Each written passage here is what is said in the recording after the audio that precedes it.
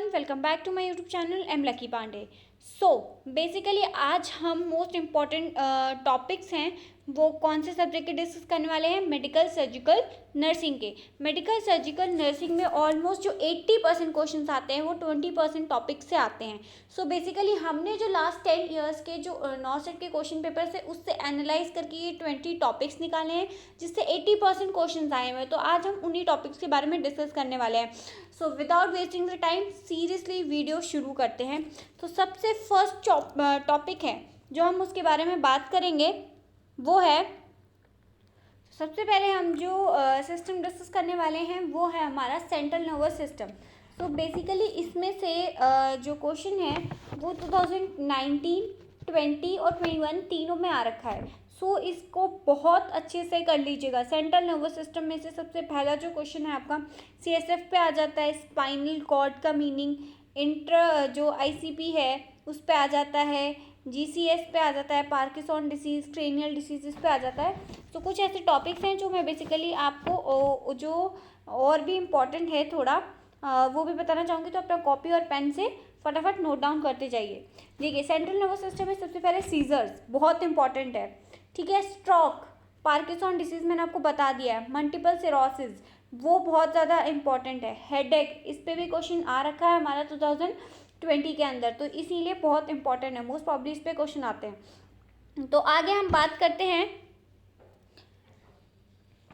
हैं मस्कुलोस्केलेटन की। मस्कुलोस्केलेटन में बेसिकली सबसे इंपॉर्टेंट टॉपिक है जिसमें से क्वेश्चन बनता ही बनता है, हर साल आता ही आता है, वो है फ्रैक्चर।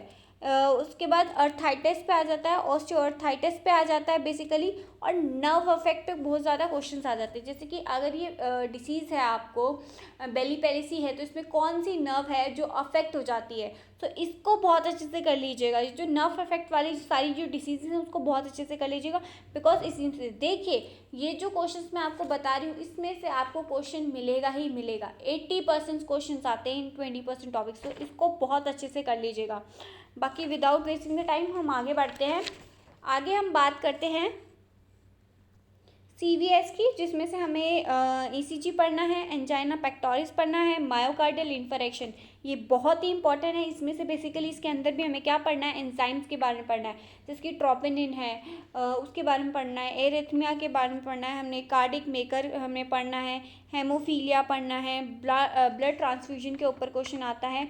और मोस्ट इम्पॉर्टेंट देखिए टेम्पोर्टमेंट के ऊपर क्वेश्चन आता है। इसमें 2020 में क्वेश्चन आ रखा है, 21 में भी आया हुआ है, 2022 में भी बहुत ज़्यादा चांसेस हैं, तो इसको बहुत अच्छे से पढ़ लीजिएगा। देखिए हाइपरटेंशन के अंदर भी आपको क्या पढ़ना है, ड्रग्स पढ़नी है, डाइट पढ़नी है, डैश डाइट होती है बिल, और इसमें बेसिक याद करना है कि हार्ट रेट कितना होता है, BP कितना होता है, साउंड के ऊपर क्वेश्चन आ जाते हैं, तो इसका भी आपको बहुत अच्छे से ध्यान रखना है। आगे बात कर लेते हैं रेस्पिरेटरी सिस्टम की। देखिए इस बार सबसे ज़्यादा आने वाला है, जो क्वेश्चन आने वाला है वो कोरोना के ऊपर आने वाला है हमारा, COVID-19 के ऊपर क्वेश्चन आने वाला है हमारा। सो इसके अंदर जो second most important lung volume पूछ सकता है, TB के ऊपर क्वेश्चन आ सकता है आपका, पल्मोनरी एम्बोलिज्म बहुत इंपॉर्टेंट टॉपिक है, इस पे क्वेश्चन आता है आपका, COPD के अंदर भी एम्फाइसीमा के ऊपर क्वेश्चन आता है। TB देखिए TB is the most important, चाहे आप कम्युनिटी उठा लीजिए, चाहे आप आपका फंडामेंटल ऑफ नर्सिंग उठा लीजिए, इसके ऊपर क्वेश्चन आएंगे ही। और रेस्पिरेटरी में तो बहुत ज़्यादा इंपॉर्टेंट है आपका इसके ऊपर TB। उधर अगर इन्फेक्शन वाली यूनिट उठाते हैं आप MSN से तो उसमें भी TB है, इसीलिए TB बहुत इंपॉर्टेंट है। इसमें से आपके 5 क्वेश्चन तो बेसिकली हर एग्जाम में आते ही आते हैं, ठीक है। आगे बात कर लेते हैं हम GIT ट्रैक में। इसमें पेप्टिक अल्सर पढ़ना है, लिवर सिरोसिस पे मोस्ट इम्पॉर्टेंटली क्वेश्चन आता ही आता है। बेसिकली आपका पोर्टल हाइपरटेंशन है उसके बारे में आता है, इस पे क्वेश्चन आ जाता है। लिवर एल्कोहल सिरोसिस उस पर, अपेंडाइटिस पे आ जाता है। हेपेटाइटिस में से भी आपको हेपेटाइटिस B और C बहुत इसमें से क्वेश्चन आता है। पेरिटोनियल डायलिसिस पे क्वेश्चन आ जाता है आपका, ठीक है। उसके बाद GERD जो डिसीज़ है आपकी उस पर आ जाता है। इन्फ्लेमेटरी बाउल डिसऑर्डर पे क्वेश्चन आ जाता है, डायरिया पे क्वेश्चन आता है, ठीक है।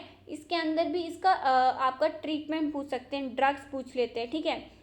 और मोस्ट इम्पॉर्टेंट है वो जो GIT में से उसमें से क्वेश्चन आता है, जैसे कि एंजाइम्स है आपका, जो GGT है वो कौन सी डिसीज़ में बढ़ जाएगा, किस में क्या इन्फ्लेमेशन आएगा, क्या डेविएशन आएगा, तो यहाँ से क्वेश्चन आ जाता है।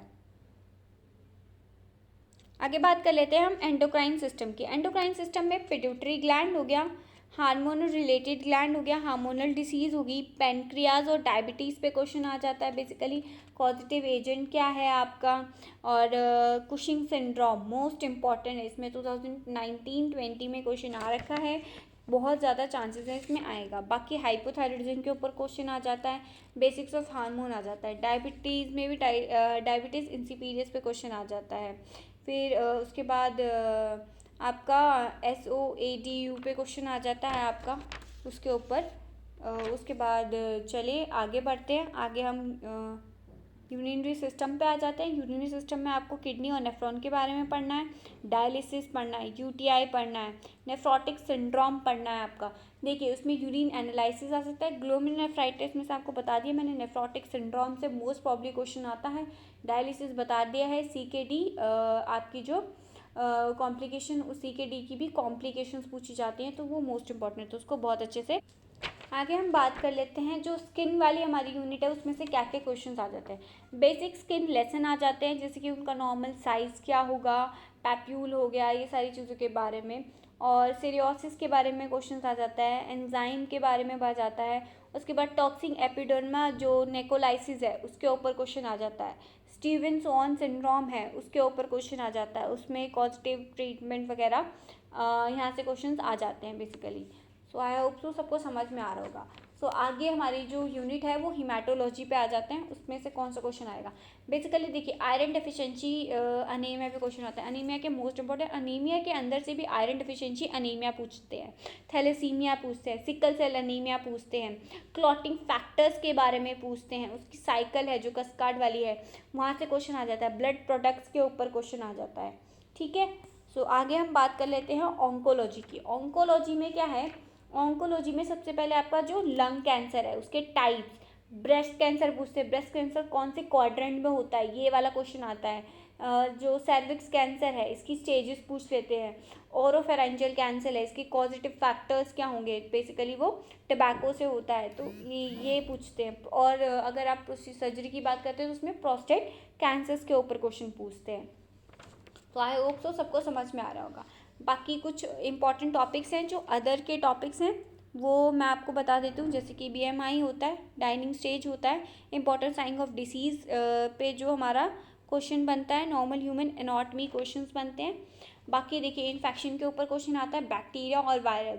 वायरल में तो देखिए अभी टॉप पे हमारा कोविड-19 चल रहा है, HIV के ऊपर क्वेश्चन आ जाता है, मीसल्स के ऊपर क्वेश्चन आ जाता है, बैक्टीरिया में से अगर इन्फेक्शन में लेते हैं तो इकोलॉई, सैल्मोनेला, TB तो मोस्ट इम्पॉर्टेंट है, रेकिट है, इस पे आ जाता है। बाकी कुछ ऐसे टॉपिक्स हैं वो और लिख लीजिए। देखिए ABG एनालिसिस पे सिंपल एसिड बेस्ड डिसऑर्डर से क्वेश्चन आता है, बहुत है, हर साल आता है, तो इसको तो बहुत अच्छे से कर लीजिएगा।